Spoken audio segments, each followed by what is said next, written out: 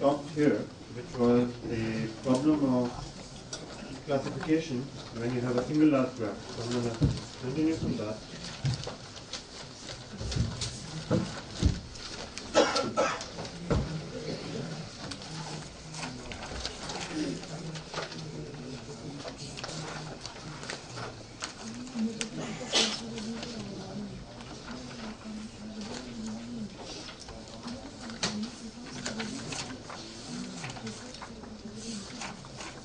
Okay, so the scenario again, just to remind ourselves, is that we have one very large graph, like a social network, and the nodes of the graph have labels. They come from the K classes, and the goal is to predict the labels for some unknown vertex. So you're given a graph V, a very large network, and we say that each vertex has a class.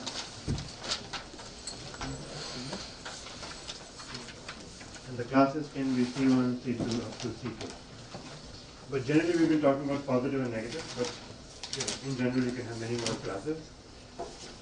And your goal is to predict for a new vertex what the label or the class will be. So when a new vertex comes in, the new vertex is connected to possibly other vertices in the network.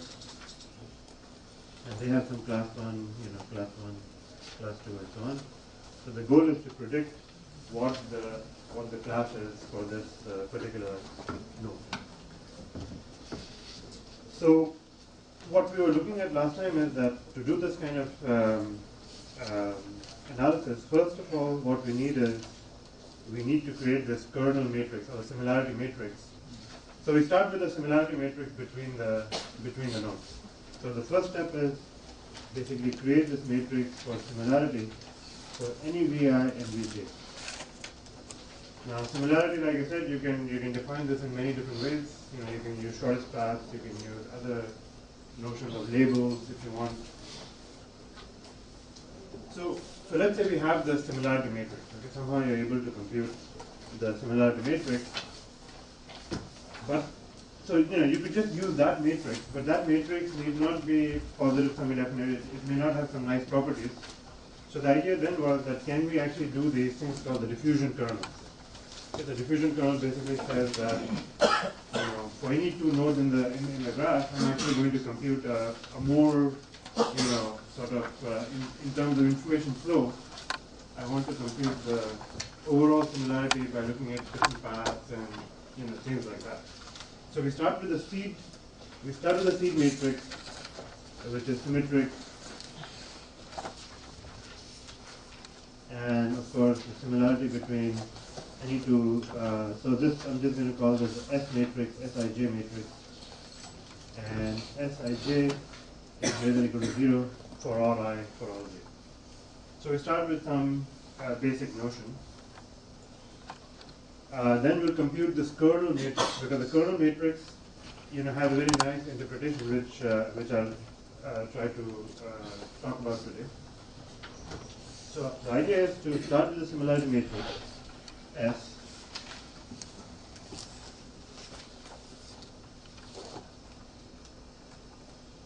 So that's your similarity matrix. So the question is, how can you turn this into a kernel? Right? The similarity matrix need not be a kernel. And by kernel, I mean I want a matrix which is positive semi-definite. Okay, and we want to do this diffusion type of a process to look at longer and longer dependencies and use those to create the kernel.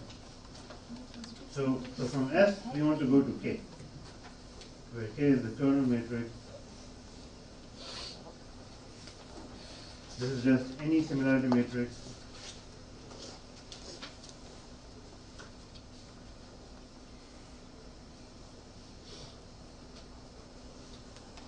And then the kernel matrix also has the property that it is PSD, right? Positive semi-definite.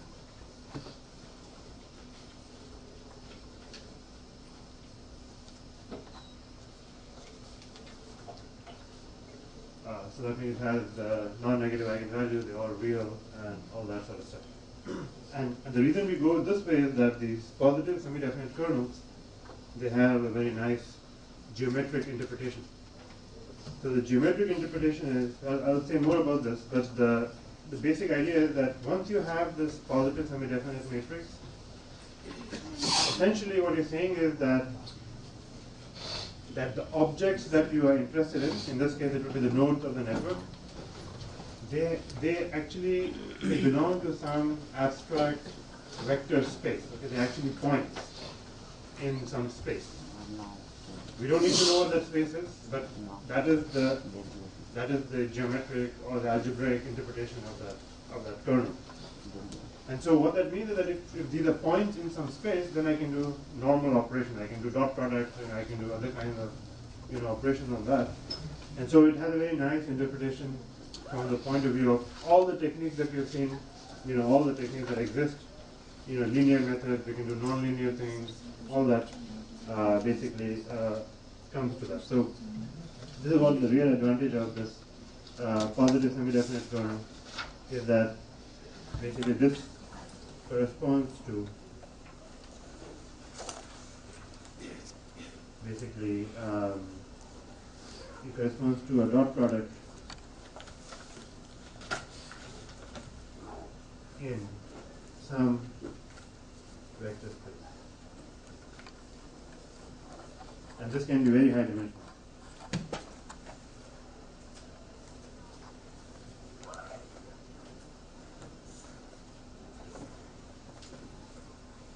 So it is some abstract vector space that can be very high dimensional. The point is that we don't really need to know what that space is. But the intuition or the mathematical property is that it is actually a dot product in that space. Okay? Actually, the technically correct term would be it's an inner product in that abstract vector space. But I'm just going to be using dot product in lieu of this inner product, because we all understand what the dot product is. You take two vectors, you simply multiply them element-wise and sum it up, right? Our standard dot product. So that means, essentially what that means is that all the operations are pretty much, it's kind of like you're embedding the graph again. This is pretty much again tying to the idea of the embedding of a graph. It's as if you are embedding the graph in some space and then computing the similarity between the points in that space. Okay? That's the geometric interpretation. So another way to think about this is that once you have the K matrix for a graph, it's basically, an embedding of G. Now there's only one single large graph. So when I say the embedding of G, it's actually the nodes basically corresponds to points. Embedding of G in that space.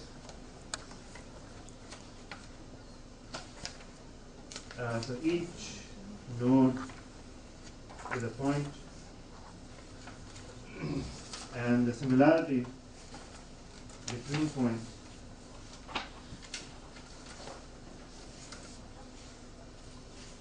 is a dot product.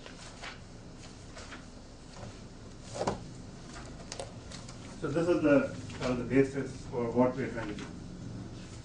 And so what that means is that once you have this kernel matrix, then I can apply, and now, of course, remember now in this kernel matrix, every point or every row obviously has a label, the class label.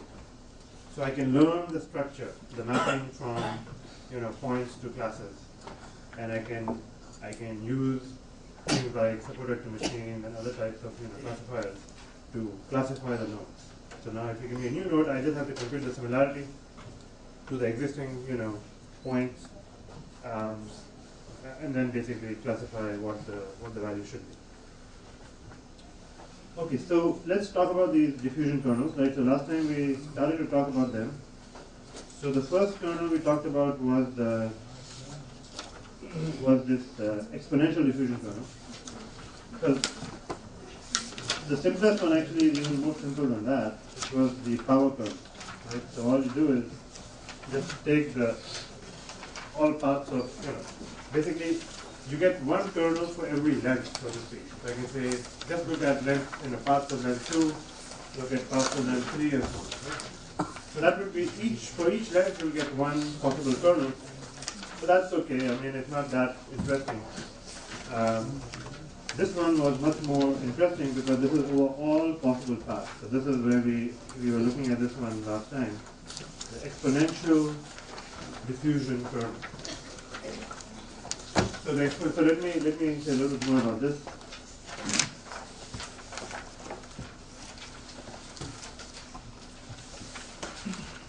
So the exponential kernel is defined in this manner, which is A is equal to basically sum over all paths. L goes from to infinity, 1 over L factorial beta to the power L, S to the power L. Now beta is some constant.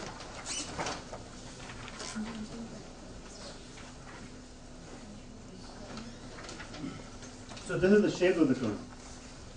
And so this is a very nice, very interesting looking kernel that we are pretty much saying that look at all possible paths, right? Like I explained last time. So S to the power L. So S is your original similarity matrix, right? So S is your similarity matrix.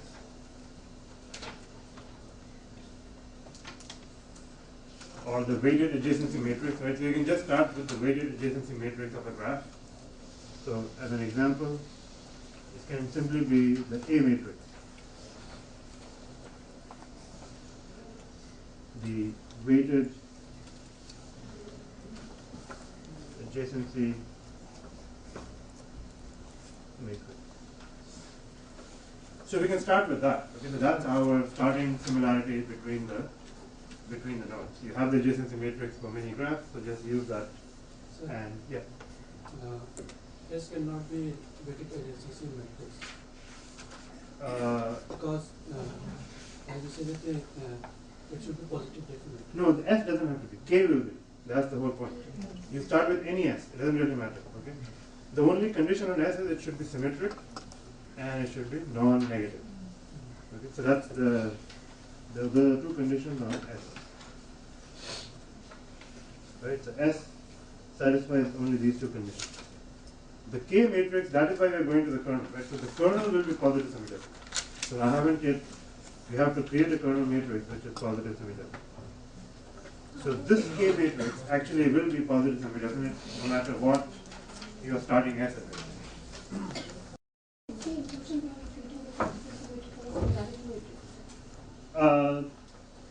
Because yeah, this gives you the similarity between two nodes. So so I have a graph, right? So your data is a graph, right? So when you have the data as a graph, so then this would be the most natural. Yeah, exactly. Yeah, just like you are connected to someone else directly, right? So this matrix is a good matrix. I mean, it tells you how similar you are to your neighbor, right? So here the vertex V is connected to someone, x1, x2, x3, x4, and there are some weights, 0.1, 2, 9, 0.5, whatever, right? So it's some weighted graph, if you can get a weighted graph, or it's just 0, 1. In this, if it was just a 1, everything else would be a 0, right? So whether or not you have a weighted adjacency matrix, that's fine. And this is a good way to start because this tells you exactly who your immediate, but it does not tell you anything about, x5, for example, right? So how similar is V to that? If there's no direct edge, the adjacency matrix doesn't tell you that. But we need to compute this for the all pairs of vertices. So that's where the kernel matrix comes in. It basically says, let's do a diffusion process, right? So let's basically walk in the graph for all possible lengths, right? So remember, S to the power L, you're starting, so for example, if you start with A to the power L, and so assuming that A is binary, this would be all the walks of length up to L between any two nodes. Excuse me? Yeah. How it's different from all pair shortest path algorithm? Oh, this has nothing to do with that. So exactly, it's a good point because here it is all walks. We're not doing shortest paths. Walk means a vertex can be visited many times.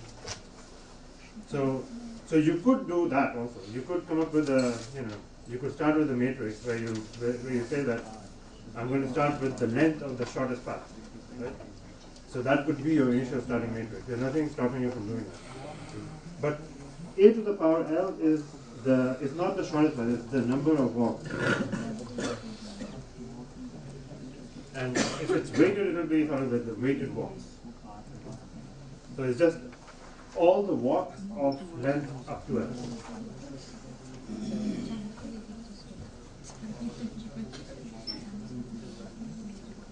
And in a walk, so that's the only difference between a walk and a path. A path has all distinct vertices. A walk can have repeated vertices. So it's much easier to compute walks. Shortest path takes much more effort, right? Walks, you just keep on taking powers of the matrix and you're done. So the idea was that you want to use similarity from longer and longer walks, but you also want to decay the contribution of the walks, because the further away you go, the less the similarity should be intuitively.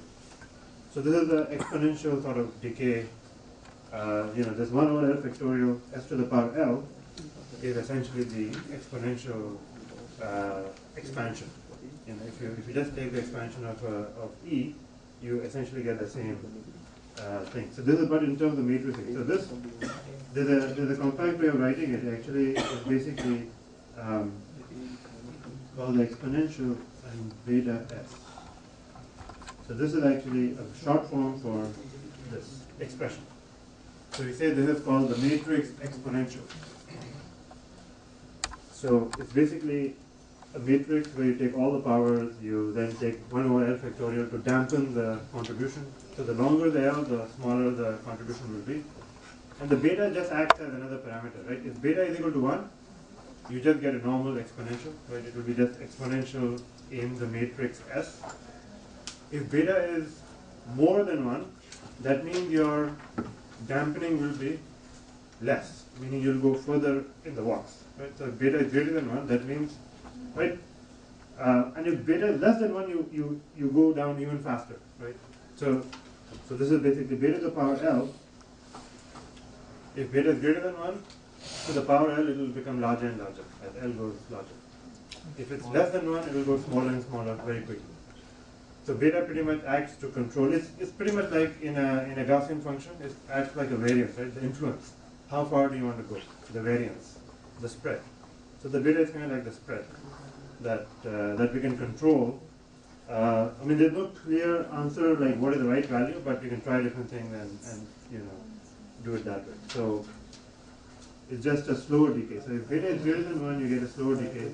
If beta is less than 1, you get much faster decay. If beta is equal to 1, then you get the same decay as an exponential decay. Okay, so this is good. So we can write this compactly. It's a very well studied sort of expression. But now I go back to the connection between the eigenvalues, eigenvectors, and how to compute this. So you want to compute this kernel. So here the thing is that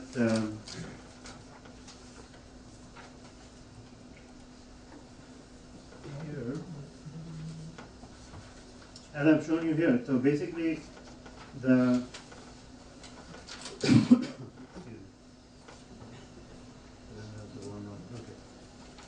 so this one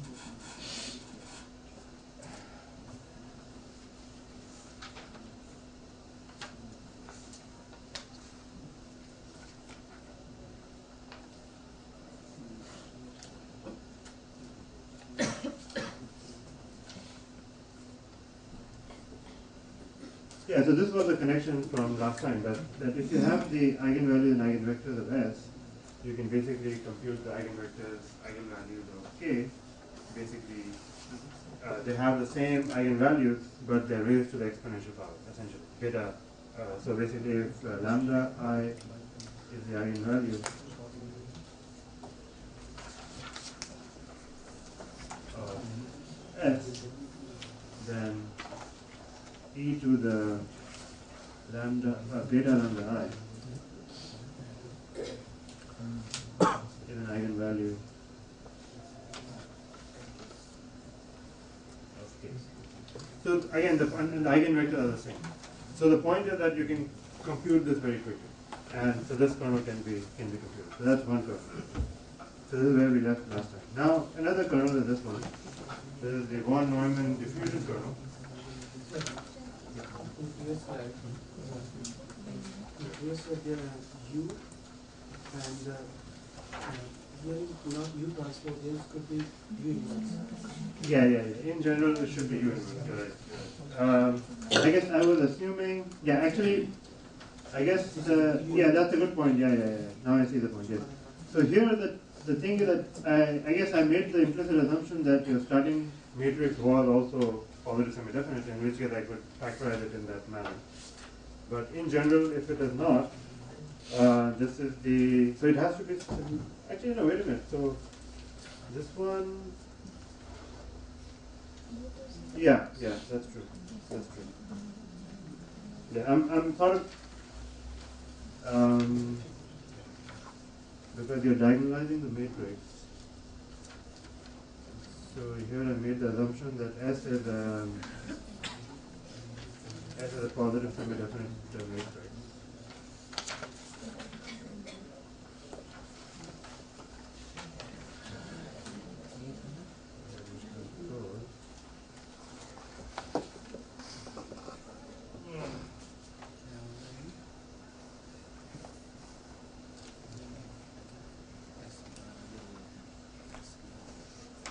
So in that case, what we should be doing is, we should be looking at the,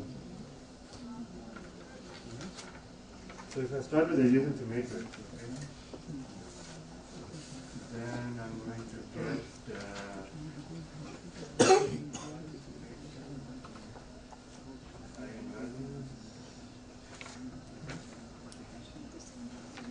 well, you have to do SVD. Okay, so what you do in that case is, so if S is positive semi-definite, this will work out perfectly as it is. Okay? Because then it's pretty much like a principal component decomposition. If adjacency matrix is equal to S, if the adjacency matrix is not positive, that does it? No, Laplacian is positive semi-definite, so that works out fine. For the adjacency matrix, what you have to do is, you have to do the singular value, so you can do the, when you compute the eigenvector, you get the, so the eigenvalue will be there, the eigenvector will be there.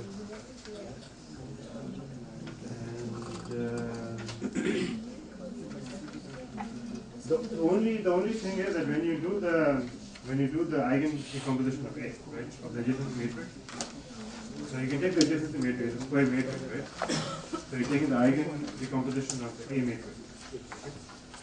Once you get the eigen decomposition of the A matrix, you have the eigen values here, okay, and you get the eigenvectors there. So that's what we are basically talking about. Okay. This matrix S is equal to this matrix. Using the eigen decomposition, the spectral decomposition. So that U and U transpose is not U transpose, but this is U inverse. Similar matrix representation that if A and B are similar, then A is equal to some U P inverse, then B. Yeah, but from your eigenvectors I can do this, right? I mean, I have the, so remember, if I just compute the single value decomposition, what happens? The single value decomposition, you get the left singular vector, the right singular vector, okay? And you have the singular values. So what we're doing is we're just taking the adjacency matrix, we're computing the eigenvalues and the eigenvectors, and the spectral decomposition theorem basically would tell us that we can write it in this manner. And this is a kernel because when you take a negative, so remember the adjacency matrix can have negative values, right? Okay. But this kernel will always be positive semi-definite because when you take the exponential, it will be, the more negative it is, it will become 0, right? So this kernel matrix will always have non-negative eigenvectors. The eigenvectors remain the same. That's the truth.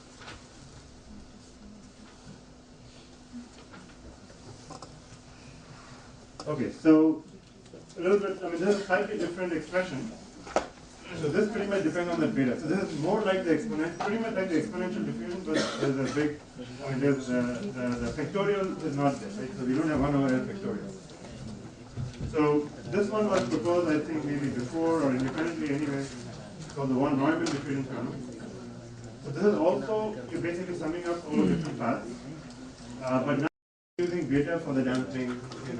So you're not using the exponential decay, the factorial term. Now it turns out that actually this one you can rearrange because this is an infinite, summation. You can actually rearrange it in this manner. You can actually take this. If I expand this, it will be k will be when L is equal to 0, it will be the identity matrix plus when L is equal to 1, it will be beta S plus beta squared S squared plus beta cube S cube and so on and so forth, right? It will keep on going to infinity. So what we can do is we can play a little bit of a trick here. We can actually take this k is equal to I plus, and what I'll do is I'll extract the beta S out, okay, from the remaining terms, and then it will be pretty much I plus beta S plus beta squared S squared plus so on and so forth. Because it's an infinite series, I can just pull that out, right? So then this one is also it's also k, right? So it will become k is equal to I plus beta S k. Okay, where do I get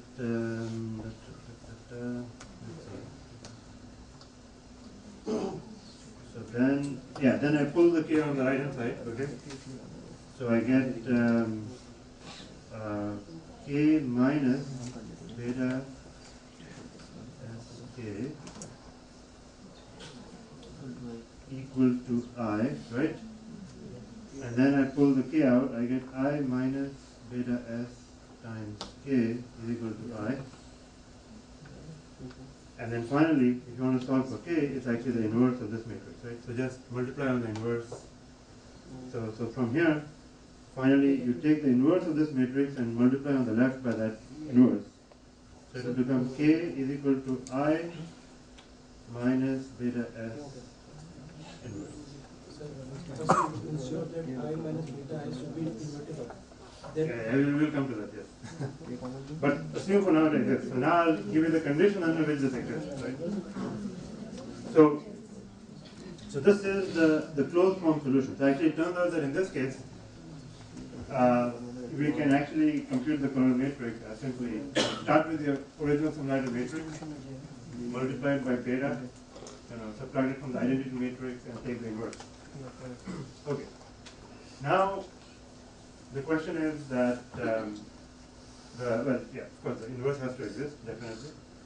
The other condition here is that for this to be a positive semi-definite kernel, okay, you have to impose some condition on beta. Otherwise, the kernel that you get may not be positive semi-definite. So if you work it out, actually there is a condition we can impose.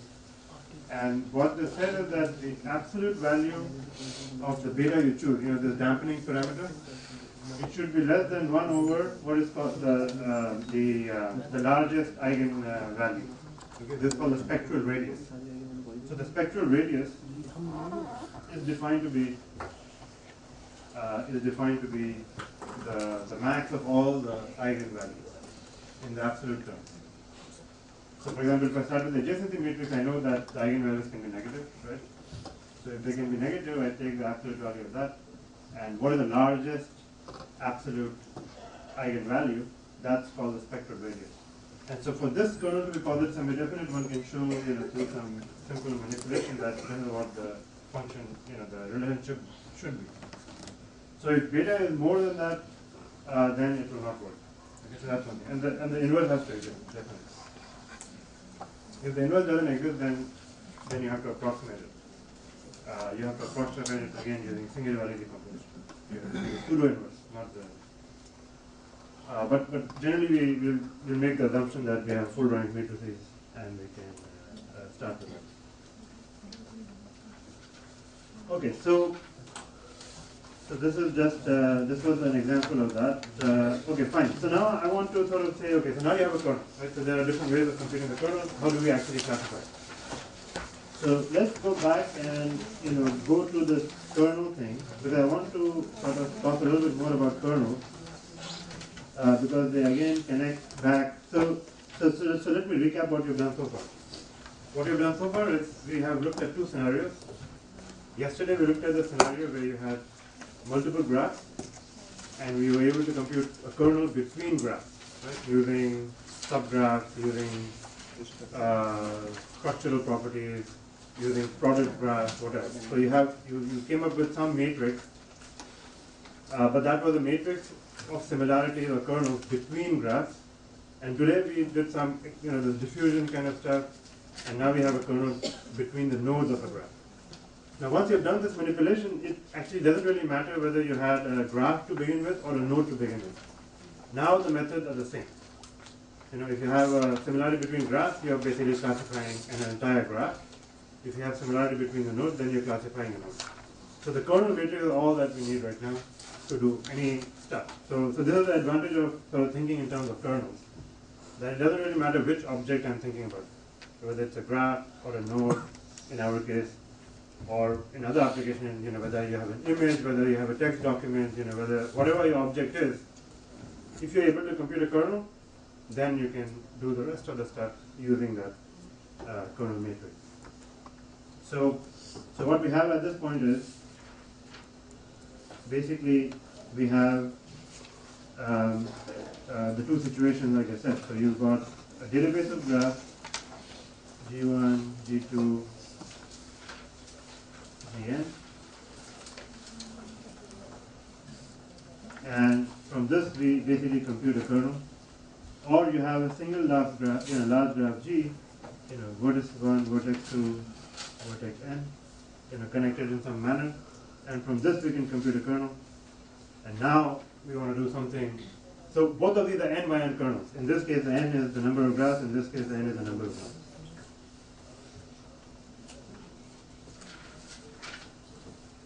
And here n is the number of nodes. So K is the n by n matrix, symmetric CSD matrix. So squared, symmetric, positive semi-definite matrix. Eigenvalues are going to be non-negative. And so that's our kernel matrix that we are looking at. So this is now just a quick sort of overview of the kernel sort of intuition, because it's important to know what the kernel approach gives us. So just a little bit of terminology. Whenever you do some kernel methods, you have an input space. Okay? The input space could be the set of graphs or the set of nodes or whatever. Right? That's called the input space. The conceptual, so I said that actually all of this is really like an embedding in some vector space. So the space in which you're embedding the object, in which they basically act as points, that's called the feature space. So that's the terminology we use, is feature space. So it's kind of like saying that when you computed this kernel, the image you should have in mind is that it's kind of like taking these graphs. Okay, this is your input space, and this is your feature space.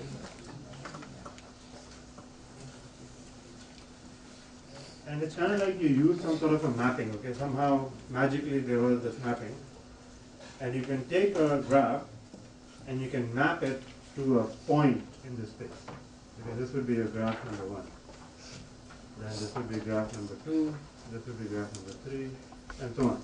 So, essentially, that's the mental picture you should have. That whenever you talk about kernels, it's essentially a mapping from the input space to the feature space via some mapping.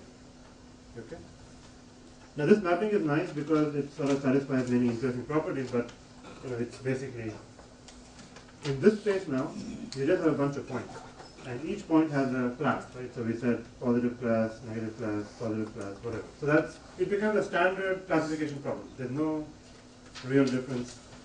If you were to direct, if, you know, obviously we are not really doing any mapping per se, right? We're just computing an n by n matrix.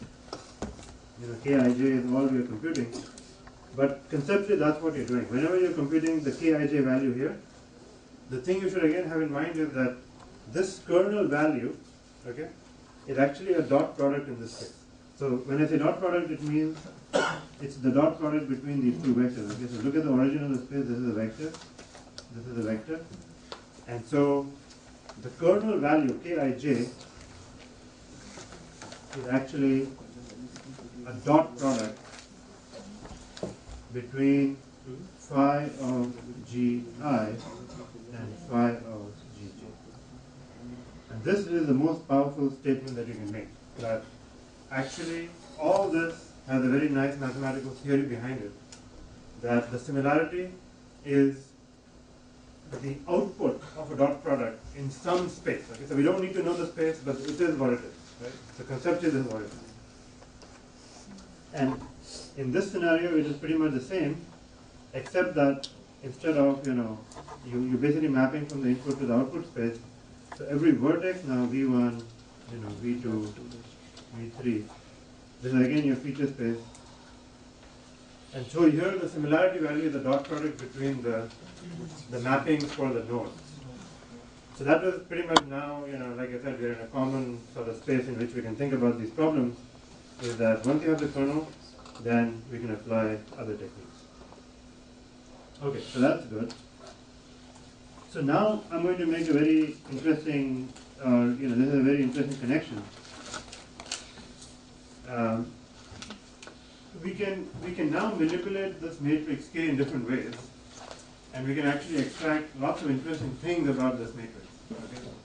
So let's see what can we extract from this kernel matrix. Because this is very, very important.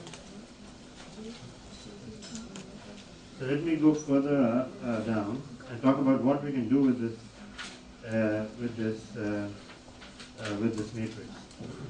Okay. So the first thing we can do actually is we can compute the length of any vector. Okay. So this is the interesting thing is that you do not know the space. Okay. We do not know this. We are not physically transforming the graph into that space. Okay, but I can actually compute what the length of any given graph would be. Right? So it's like saying that, you know, start with G1.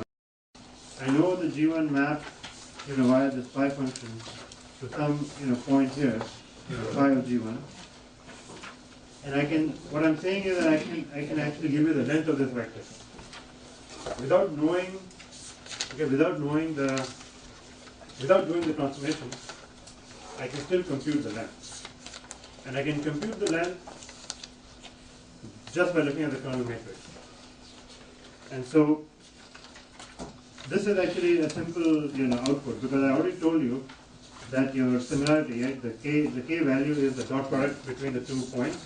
So if you look at the length of a vector squared, the squared length of a vector, it is the vector dot product, I mean transpose the vector, right? The dot product of the vector with itself. So this is just whatever that vector is, we don't know.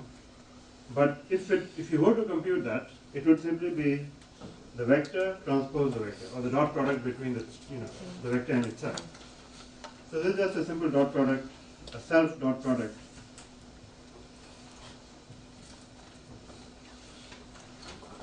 So that's what you would do. But a self dot product, you know, I just, you know, from based on the previous argument, it's actually just the similarity. It's just the kernel value between x and itself.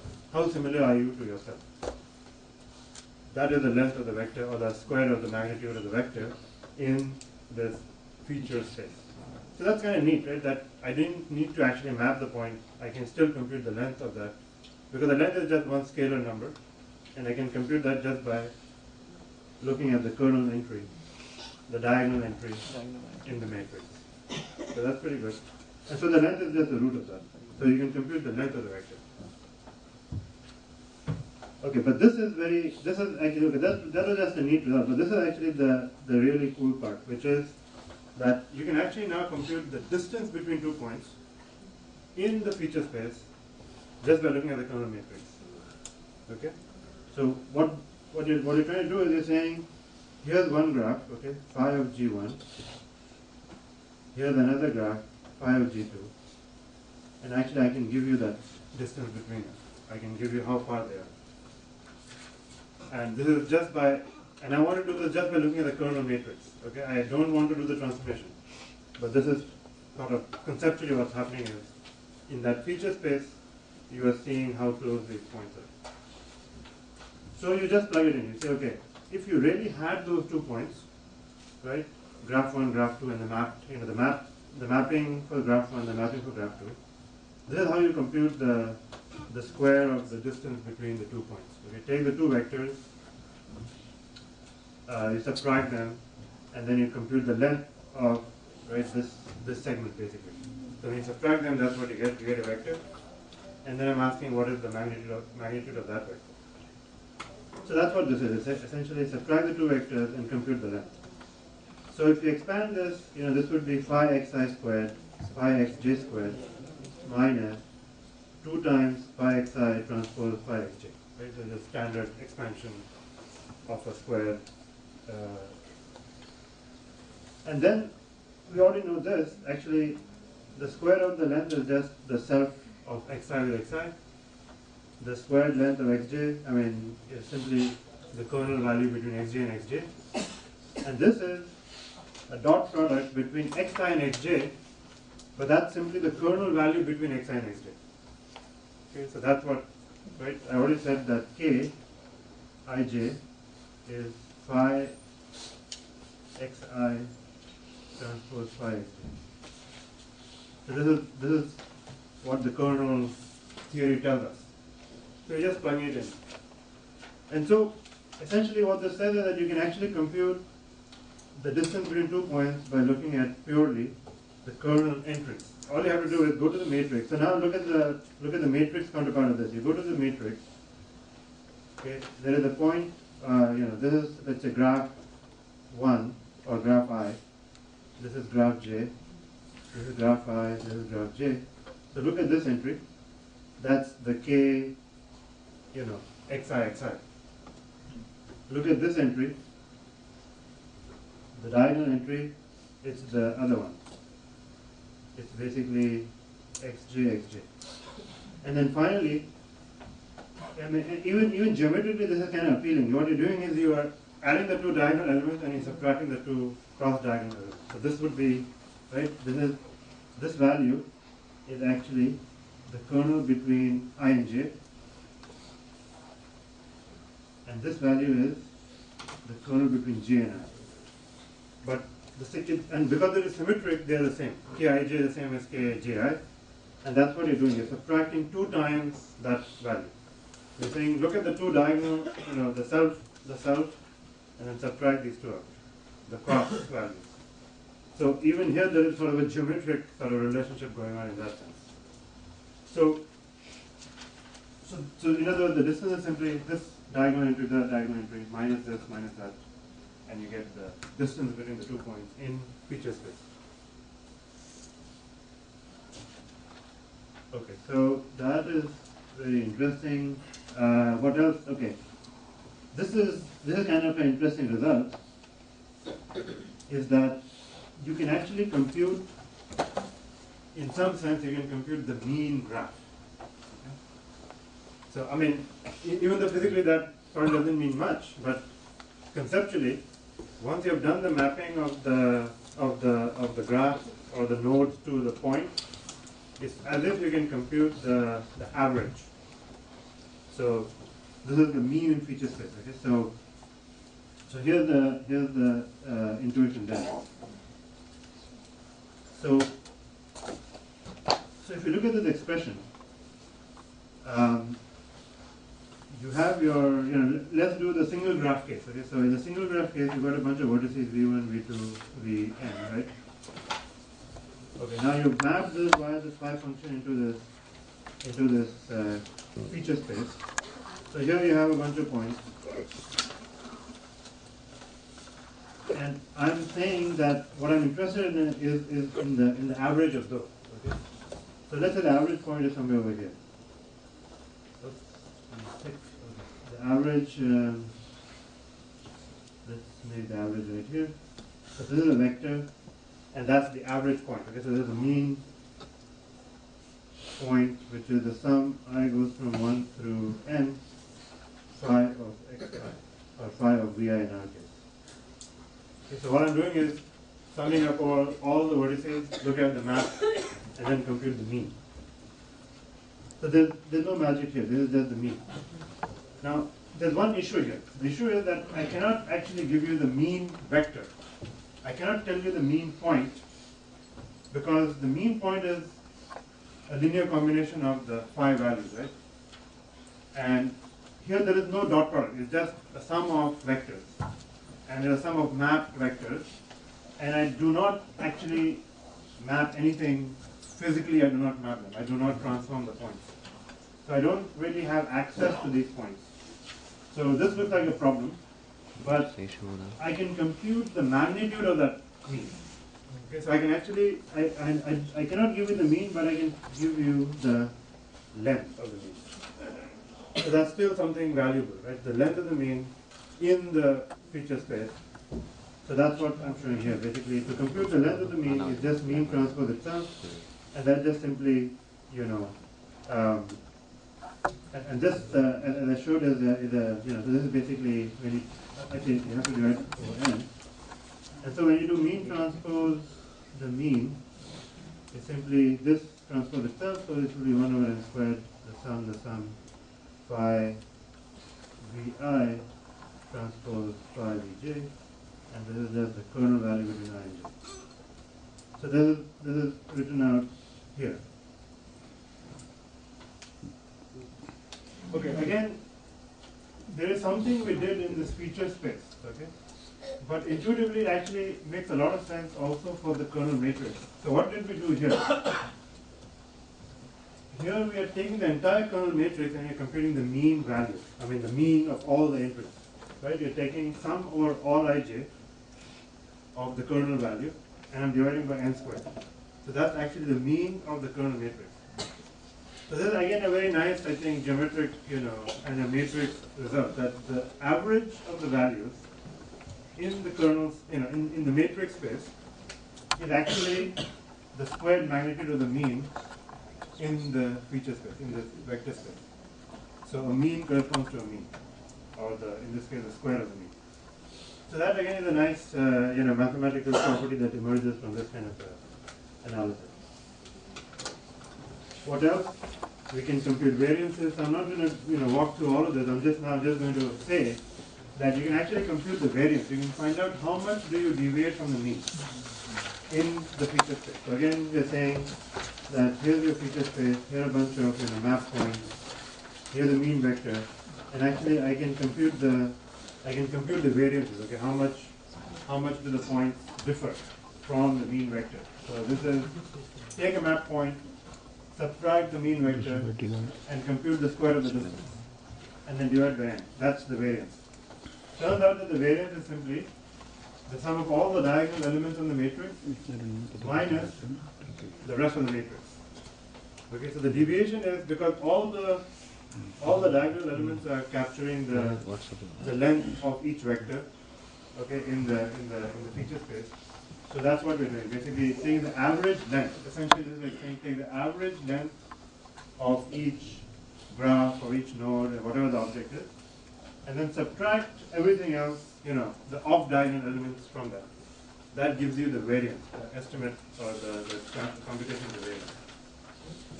No, there is not any condition that I is not equal to j. That's why there is a diagonal entry in second term. Oh yeah, sorry, okay. Yeah. So just subtract the average. Actually, I should have said the other way around. It's the mean. Yeah, sorry. It's the length of all the. It's the length of all the. That's a good correction. Thank you. It's the length of all the average length minus the average of the matrix. Sorry, the average of the matrix. Good.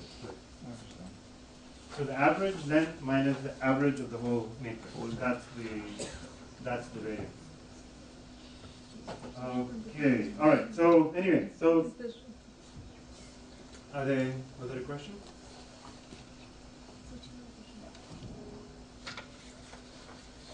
And this is one last point I want to make, because this is again interesting. This again will help us in terms of classifiers and things, which is that we can actually do actually let me just backtrack for a minute. I will not go through this whole exercise here, but one can show that actually we can also center the point. So many data mining techniques require the points first. So we can actually take the feature space and we can conceptually center the points in that space. What you have to do is then you have to change the kernel matrix. So the kernel matrix for the centered points is slightly different, but it can be expressed in terms of the original kernel matrix. So this k hat is basically the kernel matrix for the centered points. Okay? And as I said, I'm not going to work out the whole thing, but essentially it turns out that it can be written as a combination of things happening in the just purely from the original kernel matrix. So you can actually, it's as if like you've done so I'll just tell you the geometric interpretation, and then this is the formula. So the formula is pretty easy. You just have to work it out. But what we're saying is that once you start from your input, you go to the feature space. So here are a bunch of points, and the mean point is somewhere over here. So the mean is not centered, right? So many times what you want to do is you want to put the center, then you want to put the mean point in the center of the space. So it's like saying that make this your new coordinate system, right? So center everything. So we know the kernel matrix, we know the kernel matrix for the blue thing. Like this is our original feature space, so we know k for this one, right? So this k gives rise to this red coordinate system. So the blue coordinate system is slightly different. It's like a linear shift. But we can actually compute the blue one, the kernel matrix for this one, where everything now, the mean will become 0 after centering. So there is a relationship between this k, which I'm calling k hat. So basically k hat is some expression in k. And it's not a very complex expression, right? It's actually this expression. In matrix terms, after doing a whole bunch of manipulation and things, it just turns out to be a simple looking thing. Basically you multiply on the left and the right by something, and you get a centered matrix. So that's the message that you should have in terms of the geometry of the problem. Now comes the other interesting thing, that not only can we center things, we can actually compute the angle between two vectors, right? The angle between vectors is an extremely important concept, because that tells you the correlation between those 2 points. So the cosine of the angle is actually essentially the correlation between, the angle between normalized vectors, in our data analysis is actually the correlation value. So here, essentially I can compute the angle between any 2 vectors, and if you expand this thing out, it just turns out to be basically the kernel of xi with xj divided by the length of xi, the length of xi, and then the root of that, the value, the self ii, jj, and the root of that. So basically, this will act like a correlation value. So you can compute a new kernel, if you will. It's like a correlation kernel. Okay, so given the original points, geometrically what we're saying is that in this space, if we have 2 points, phi, I'm just going to go with phi 1, phi 2, then I can compute the angle between them. And so that's a very nice and powerful result, because angles can be very useful for many applications. So we can compute length, we can compute angles, we can center things, we can do a whole bunch of things. Alright, so in other words, now kernels have given you a lot of power, right? So I just want to, if people are familiar, that's fine. I'm just going to show you how you can use a kernel for classification. I'm just going to use support vector machine as my basic method. One point I want to make is that actually these kinds of kernels can also be used for clustering. So once you've computed the kernel, it turns out that you can do kernel-based clustering. Okay, you can actually run a k-means algorithm on top of the kernel matrix. So maybe I'll mention that shortly, but let's look at classification first. So for the classification, let me just take a back step, and so that will wrap up this part of the lecture.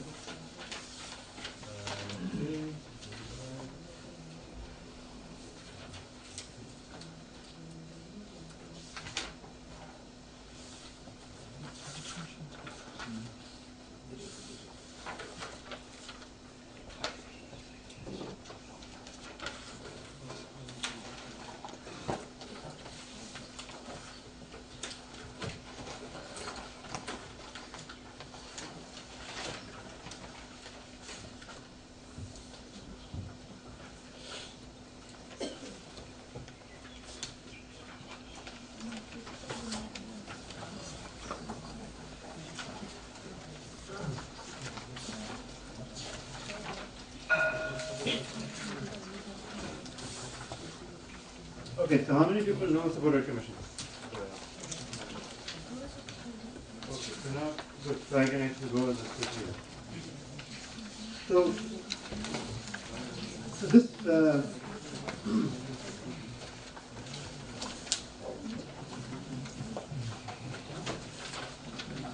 okay, so now the idea is that you have a kernel matrix, right? And I already said that we can do a whole bunch of things with this kernel matrix. So K is now basically given. And as I said, in terms of graph classification, this K is coming from different sources. Either each object is a graph or each object is a vertex, doesn't really matter. So, but this K matrix has labels, right? So let's just make those labels explicit. So actually, if you think about this, in this kernel matrix, I'm going to write it in a diagonal manner just to make our understanding easy. Although the points may be mixed, you can always commute the rows and the columns without changing anything. So I'm going to say that all the points that belong to class 1 are here. Okay, here are points from class 1. And let's just make, 3 classes. Here's all the points from class 2. Here's all the points from class 3. And then, because it's a symmetric matrix, you'll have the same argument, on the other side. So all the points from class 1 will be here. All the points from class 2 will be here. All the points from class 3 will be here. But actually, I should have done binary, because support vector machines are binary classified. So I'm going to backtrack and just make it a binary. You can generalize it to non-binary cases, but let's just say you have a positive and a negative class. So I'm going to make our life simple. There are only 2 classes. Okay? So the classes are basically P and N for positive and for negative class.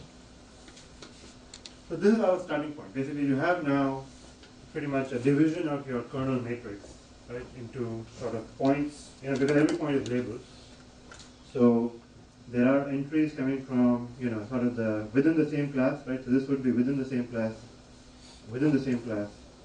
And then this and this are pretty much the same thing. It's a symmetric matrix. But this tells you the similarity between the positive and the negative elements.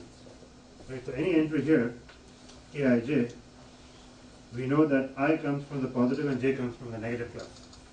So it's telling me how similar are points from one class versus points from the other class.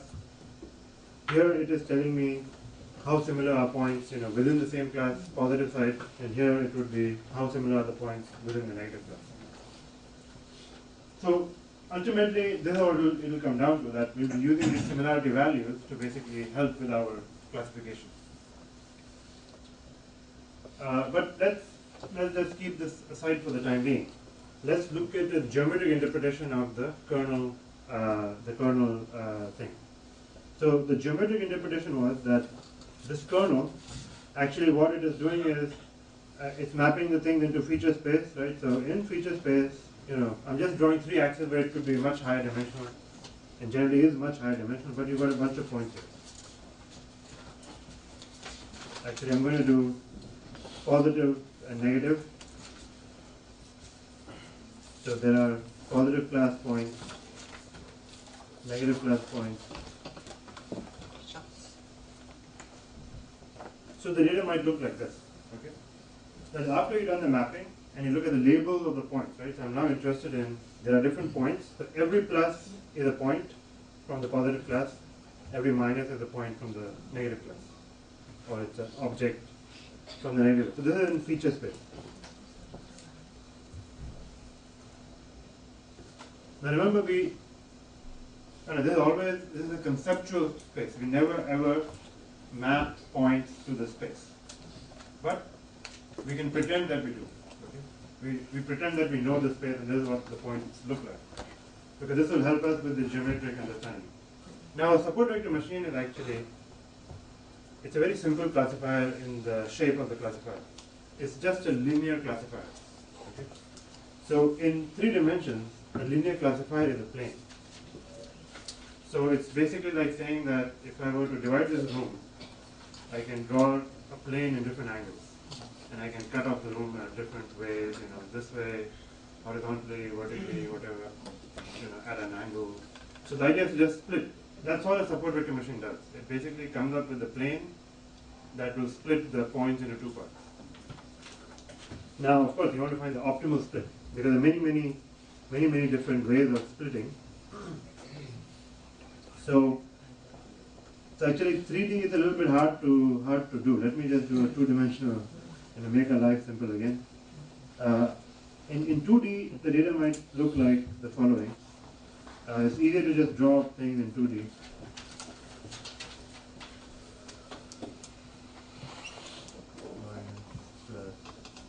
So in 2D, if I give you points like this, and you know that they come from these 2 labels, right? And of course, the goal is to separate them if you can.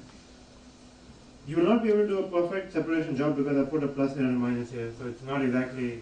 But if I were to draw a line, you could draw a line here, you could draw a line here, you could draw a line here. Right? All these would be what we call classifiers. Okay? So every line basically corresponds to a classifier. It's a linear, what we call a linear discriminator. So it basically puts the majority of the class on one side, like the negatives on one side, the positives on the other side. So in 2D it's just a line. As I said, in 3D it's a plane. If you go in high dimension, it's something we call it a hyperplane. Okay. So support vector machine, the model is basically a hyperplane. A hyperplane has parameters that we have to figure out. The hyperplane essentially is defined by the normal to the plane. Okay. So if you look at this is called the weight vector. I'm going to explain that shortly. So any hyperplane can be characterized by, the orientation of the plane can be characterized by the normal vector. So in this case, it will be the vector that is perpendicular to the. So this we use the term hx for the hyperplane, which is our. It can take basically any point and it can classify one or the other. So it basically acts as if it's a function. Points that are on the line, they have h of x value equal to 0. Okay, so the hyperplane itself, if we just talk about the equation of the hyperplane, any point that lies on that hyperplane, so let me ignore this for now. Any point that lies on the hyperplane has, if you put that point, if you put that value here, and you evaluate the hyperplane function, it will be 0. And a hyperplane splits your region into 2 parts. Okay, so this region, which is a negative region, is basically all those points for which h of x is less than 0. Okay, that's basically this region. So the plane, the line itself is h of x equal to 0. This is the region h of x less than 0. So if you were to draw a region, this is the region. Okay. Oops. This region here is, so this is what a hyperplane does. It basically divides the space into 3 parts. Okay, the line itself or the plane itself, anything on one side which is negative, all the points. So any point you pick here, the h function, if you think of the hyperplane as a function, it will be negative. Okay, all the values will be negative. And the other side would be h of x is greater than 0. So this is what a hyperplane does. Basically it basically splits into what we call 2 half spaces. So you take the original space and you split them into 2 half spaces. Okay, that's geometrically what a hyperplane does. But now the point is you have to find the optimal hyperplane. Because now that we have this high dimensional space, we hope the points are well separated. And so our task is to actually find the optimal hyperplane. So the task of STM is to find optimal hyperplanes.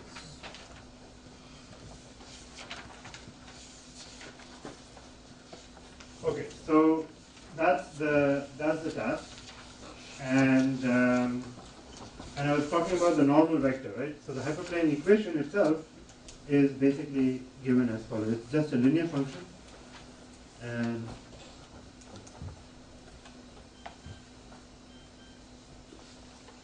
this is the equation of a hyperplane.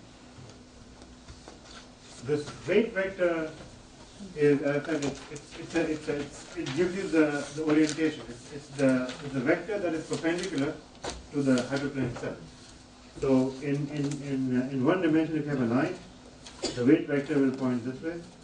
If you have a plane, okay, the weight vector will basically be perpendicular to both of these directions. Okay, so we call it the normal vector. Okay, the vector that's normal to the plane. That gives me the W. The W is this weight vector. So once you tell me the weight vector, I know exactly how the plane is oriented, right? So this is, just think of this as the weight vector. So, basically in 3D, whichever way this is oriented, the plane is going to be perpendicular to that. So I can always figure out what the plane is. So just one line is enough to get me all like a vector. The weight vector is enough to get you the orientation of the plane. So the only thing you need to know to fix the plane is to know the bias. That's how much shift there is, right? So this orientation can be here, it can be here, it can be here. I need to know, where exactly do you want to put the plane. Okay? So the orientation has been fixed by W. So I know which direction you're pointing at. But I don't know whether the plane is here or it's there or it's there. Because, right, the same line in this example, the hyperplane has to be exactly this one. Because, of course, I can also make another line here, which will be, parallel to this one. Right, it's the same in terms of the orientation, because the weight vector is still pointing this way. Here also the weight vector is pointing that way. So the orientation is the same, but I have to shift it at the right level or at the right point, so that I can actually get the separation between the points. So you need this bias term or the offset, if you will, into the hyperplane equation. So this is just the dot product between W transpose, whatever point you want to find out, whether it's on the plane, on the left, on the right, less than equal to, more than, and then the bias term. So the hyperplane equation itself is all those points for which this value is 0, and then this divides the data into 2 halves. Okay, so I'm not going to go through all the theory of support vector machines. That's fairly involved. The point I wanted to keep in mind is that what we do is we basically are interested in finding what is known as the maximum separating hyperplane. So this is it's a class of algorithms that tries to separate. So if you have a data like this, like the one I had, actually let me just illustrate this in a different way, maybe here. The same example I can use. So remember this example? So we have all these things, and I'm saying we need to find the optimal hyperplane. Okay? Now the optimal hyperplane will be defined in terms of this thing called the margin. The optimality in terms of the margin term. So first I'm going to define what this margin is, and then there is something else we need, which is a slack. So these are the two things we need to know, and then I'm not going to go through all the theory. I'll just tell you intuitively what we want to do. So the first thing you want to do for a hyperplane is you want to figure out the one that has the largest margin. And by margin I mean the largest separation between the points. So if you look at this, Excuse me, sir. In most of the real life scenarios, we are not able to draw a hyperplane between the points because there will be a mixture of points having positive and negative classes. Yeah. So, but in even this scenario, here, okay, in that's this fine. scenario, No, you can always make a hyperplane. It's just that it's not a separating hyperplane. yeah. Right? So when you say separating hyperplane, that's a perfect separation. But that's why we need the slack term. Okay? The slack term will control the misclassifications or how far some points are. So it should be clear from here, because if I draw a line here, okay, supposing I say this is my, look at this hyperplane, okay. Now the margin is defined as the closest point, okay, from either of those classes, and that defines this thing called the gap or the margin. So this is my actual hyperplane, okay, this is h of x, and this gap, which actually there is a very nice formula for it actually, which is 1 over w. This is called the margin of the hyperplane. Okay. So what you want is you want to maximize the margin. So to maximize the margin, the weight vector has to be smaller and smaller. I mean the length of the weight vector. So anyway, this is one example. Now this hyperplane is not a perfect classifier because there is a plus here. Most of them are negative, but there is a plus. That will be the slack term I'll mention. But for now, let's just worry about just the margin part. So the margin is this. Now compare this margin, meaning this gap. Essentially, geometrically, it's just a separation between the two classes. Compare this gap with the following. So I'm just going to draw.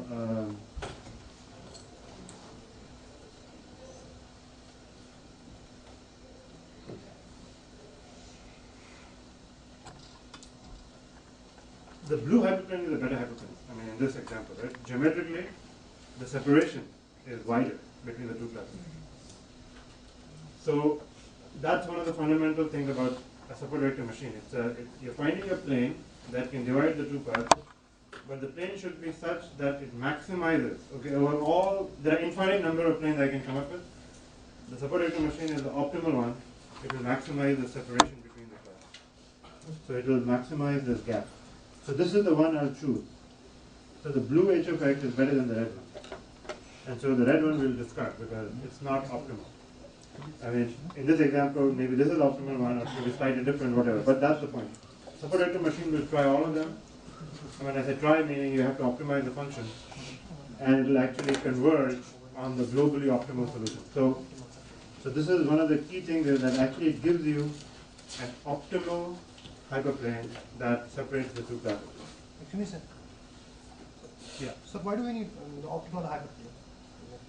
Optimal. Well, this is optimality in the sense of structural property, right? So you're saying intuitively, if you have, if you want to come up with just a line, right? Essentially, or for a plane to separate the two classes, any classifier would do. But you want the one that is slightly more robust.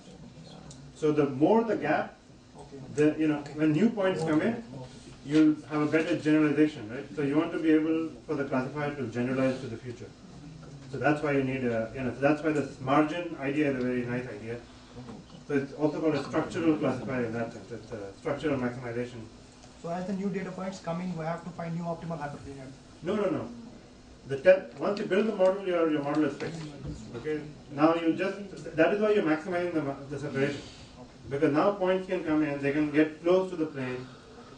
If they're on the right side, you'll still classify them correctly. It's only when they go to the other side, you'll classify them, you'll misclassify them. So the more the gap, the less that can happen. So you want to basically widen that. So the other point now is that of the slack. So generally we have this competing objective that you do want to maximize the margin, but you also want to make sure that the distance, so to speak, of the positive and the distance of the negative, these distances, they are also minimized, right? Because if that means you're making very large errors on these points, right? So this region, remember this region is a negative region. So this is the negative region, this region is a positive region. But here's one point and here's another point, and these points are completely misclassified because it's just a linear classifier, right? Points on one side or the other. So this is actually a misclassified point. And this is also a misclassified point. But if you just have a linear function, you cannot, right?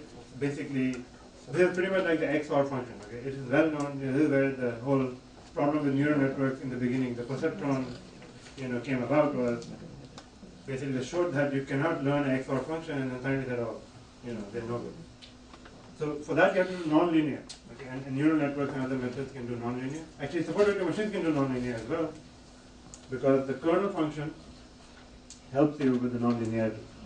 But anyway, for the time being, this is our feature space, and in the feature space we can only do linear things. So this is actually the key point. Okay, once you understand this, basically everything else becomes clear. At the end of the day, no matter what you do, the support vector machine is a linear classifier. In the okay. Now the feature space can be very complex. The feature space could have been a non-linear combination and this and that. But once you made the feature space, once you fix the kernel, you're only allowed to do linear stuff. You cannot do anything non-linear here. Anything non-linear must have been done before. Okay, you can do something to the kernel matrix. You can take the square of the kernel matrix. You can take the cube of the kernel matrix. You can take the exponential of the kernel matrix. Right? You can do all that beforehand. But once you fix the kernel matrix, a support vector machine is still a linear function. It's always a linear classifier. So that's the key thing that you keep in mind. So it's just always a hyperplane. And these are the two competing things. You want to maximize the margin and you want to minimize the slack. The slack is this distance pretty much, okay, of the point from the hyperplane. So if you're misclassified, the slack kicks in. The slack is 0 for everything else. So as I said, I'm not going to work out all the details of this, but let me just tell you what the objective function looks like. So the support vector machine, once you do all the objective basically becomes this. So it's some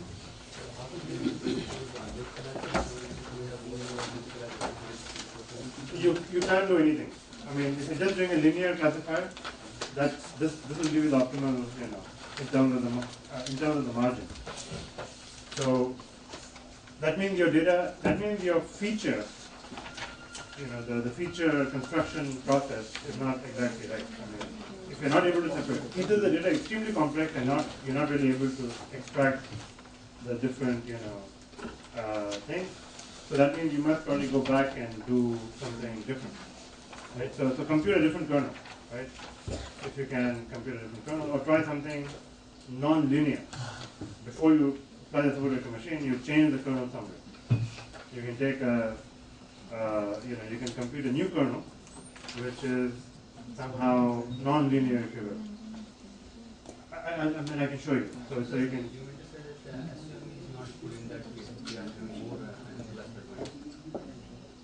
Well, I think any classifier is going to have problems, right? I mean, if I give you an extremely complex decision surface, right? So everything boils down to, at the end of the day, it boils down to what your decision surface looks like. So the question you're asking is that, if you have this space, and let's say here's plus, here's minus, minus, plus, minus, plus, minus, minus, plus, plus, minus, plus. I mean, if your data is like this, I mean, no matter which classifier you do, you're going to have trouble. I mean, the only classifier that will really work here very well is you have to do some sort of a boundary, okay? This is the decision boundary, right? You want to, at the end of the day, you want to be able to separate the positive from the negative. So you have to use an extremely complex classifier. I mean, a very non-linear, highly non-linear. Okay, so in fact, in this case, you're probably better doing nearest neighbor classifier. Sir, फिर इस case में फिर overfitting की problem नहीं हो जाएगी? हाँ, exactly. So then the problem is that if your data is really like this, then you're pretty much, trying to overfit. So then you get into the whole problem of overfitting, So that's why there is no free lunch. I mean, a neural network can learn this function, definitely. I mean, a k nearest neighbor can learn this function actually. Okay, so KNN is very powerful. I mean, it's a very simple method. You're just looking for the nearest neighbor and you're saying my class is the same as my neighbor's. So the nearest neighbor will do a relatively good job. So I mean, as I said, of course I drew the exact boundary, but the point would be that if you're highly nonlinear, then you're not going to apply support vector machine on this space. Okay? This problem can be separable if you compute the right kernel. Okay, so if I do an exponential decay kernel or something like that, then it's possible that I can map this to, so this, in a normal situation, this would be an input space. Where the points themselves are vectors. So I can take this and I can map this to in a nonlinear manner. So basically do a nonlinear mapping. Now I get a feature space, and if if I really captured the actual, some kernel that can capture most of the trend, then I get majority of the points on one side. Maybe you do get one, minus, minus, plus, plus. But now I can find a support vector machine. So that's why I said all the work, the support vector is going to simply compute a hyperplane. That's it. Okay, so any work you have to do before. You have to compute the right kernel. Okay, whether you want to do a quadratic, a polynomial kernel or a Gaussian kernel or a tangent, a logistic function, whatever. So I think let's take a break, right? So we'll take a 5-minute break and then we'll continue from there.